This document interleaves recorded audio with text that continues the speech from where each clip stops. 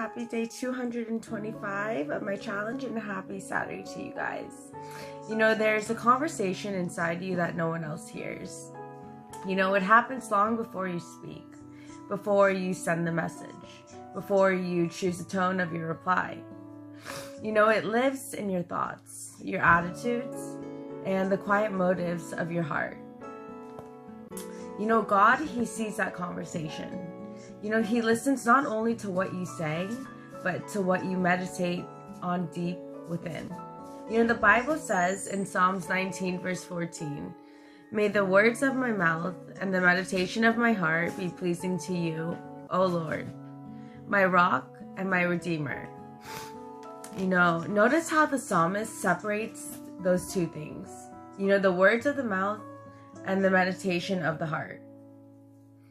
You know, it is possible to say the right things while thinking the wrong things. You know, it is possible to speak faith but meditate on fear. You know, to speak kindness while carrying resentment. You know, to say, "I trust God," while your heart quietly holds on to doubt.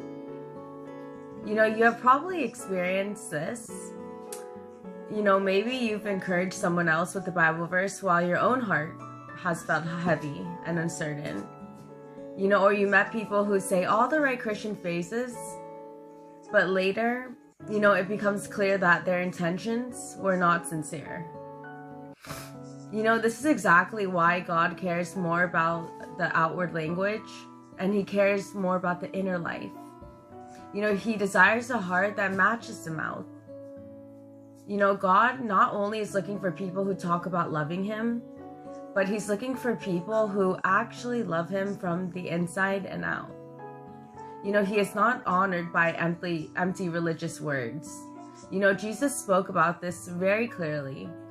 You know, the Bible says in Matthew 15 verse 8, "These people honor me with their lips, but their hearts are far from me." You know, the warning, it's pretty clear. It's possible to look spiritual on the outside and still feel distant on the inside. You know, the invitation is this: you do not have to live that way.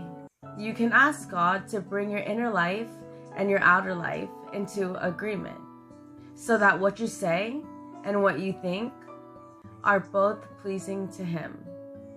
You know, the heart is such an important part of your spiritual life. Your love, your hatred, and your jealousy. I love you guys, and have a wonderful day.